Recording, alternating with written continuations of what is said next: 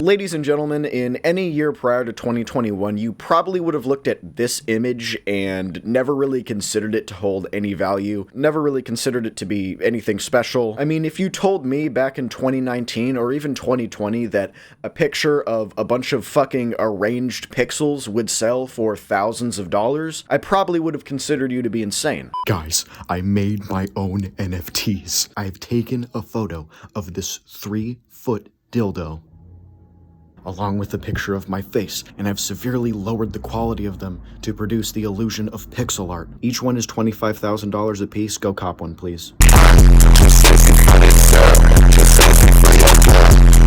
And in all reality, NFTs have been around technically since 2014. They've been around for a very long time, but they didn't really start to pop off and have similar popularity to that of like cryptocurrencies and stocks until mid-2021. And a lot of you may be wondering why an image of a drooling ape with Down syndrome is selling for this much on a random fucking website that you probably haven't heard of before. And a lot of you may be wondering what the real hype is about. I mean, at the end of the day, it's a fucking image. But what is an NFT exactly? Well, a lot of you probably know this already, but an NFT is a non-fungible token. Essentially, any digital form of media, any digital file of, I'm pretty sure, any file type that is essentially non-fungible, not replaceable. It is a unique token that is considered to have some form of value that is basically the only version of it in existence. Meaning, if I were to attempt to recreate the same image or screenshot the image or try to literally like reconstruct it to the best of my ability or make something similar, I would still not be the rightful owner of that NFT. Contrary to many jokes you may hear, NFTs are almost always images, at least the ones that, you know, actually sell and that are popular, but an NFT can be music, it can be any form of media that can be digitally created by a person. In fact, the Wu-Tang Clan actually released an album prior to their falling out that nearly nobody has heard, because this album is now in the hands of an NFT group, and whether the album itself is an NFT or not, I'm not sure, because that would depend on whether the album was made like in a digital audio workstation and literally had the files downloaded onto, let's say, a hard drive. But if it's like a physical copy that's like maybe a burnt CD or like a tape, I wouldn't be able to say that that's an NFT, but it still follows the same principle of NFTs, as in there's only one singular copy made. It's actually the most expensive album sale in history, I believe, and the NFT or cryptocurrency group that I mentioned actually bought it as an NFT for $4 million.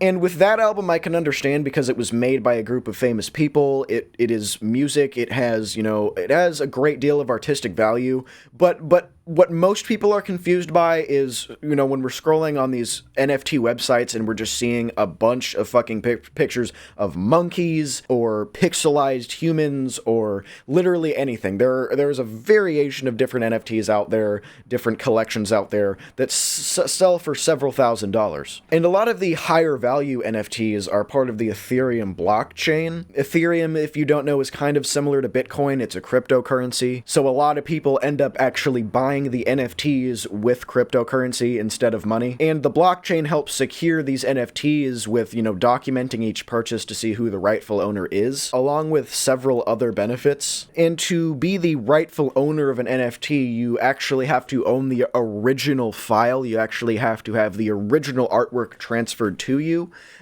meaning if you hit save image or something, you still wouldn't be the owner of the NFT, because you'd technically be owning a copy of it that was transported from your browser, let's say, or an application to your computer. It is still technically a copy, whether it be lossless or not. And when saying non-fungible, I'm not saying that the art itself can't be copied. It obviously can. There's screenshot functions, there's save image functions. The thing that essentially can't be copied is ownership of the work. Now, the main question most of you are having is, why the fuck are these actually selling for so much? Why are these considered to have value?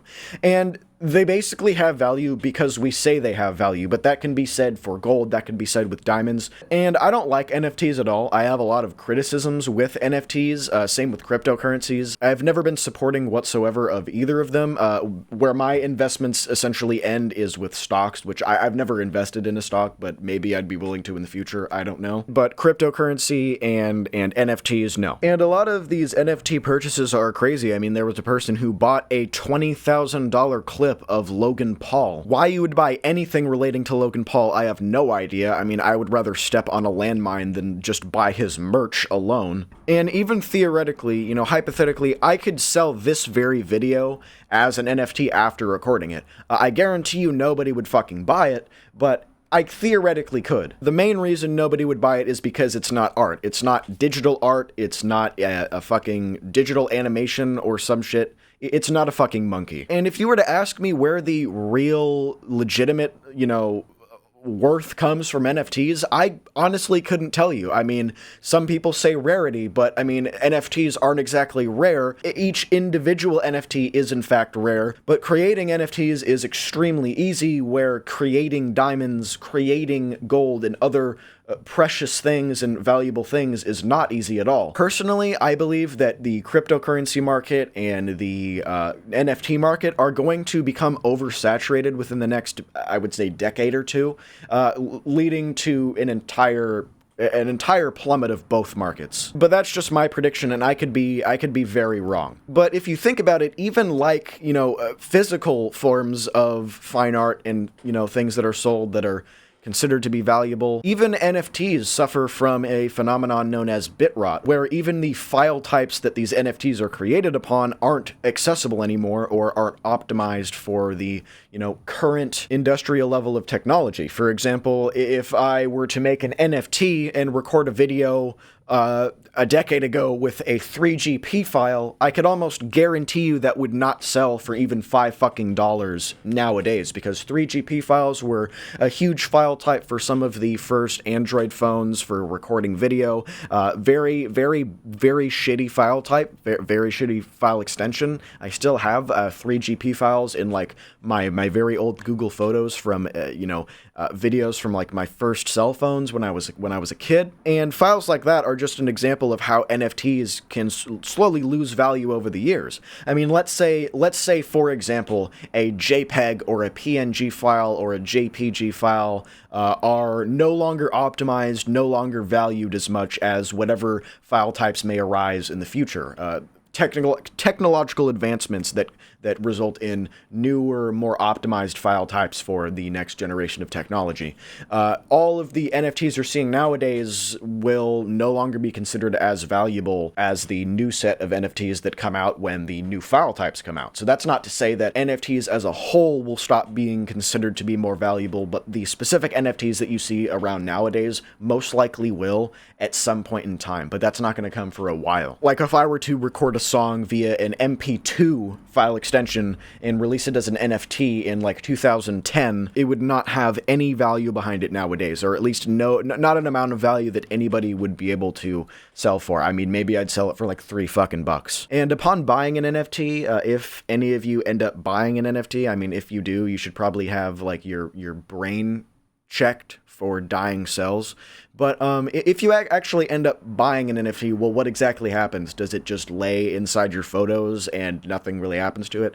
Well, it actually sits inside your I guess, a digital wallet, so to speak. The wallet itself has to be optimized for images or media in general, NFTs, because a lot of wallets are just for like cryptocurrencies and things like that. But that's essentially where the image would be stored. But trust me, ladies and gentlemen, even with this knowledge, I am just as perplexed as you. I mean, the supply is endless because, again, like I said, they're extremely easy to make. It's just a fucking image. I mean, here we have a surfeit of small and medium apartments, and you may be wondering why there are seemingly copies of each one. I mean, they're technically not copies. Each one is an individual file with a different file name, but I mean, this just goes on and on and on of someone basically selling two different images, but I mean, let's be real, they're copying and pasting them. And I know they're not, but it's, I mean, Just come on. But yeah, that's enough of that for probably the rest of my life. Don't buy NFTs, please.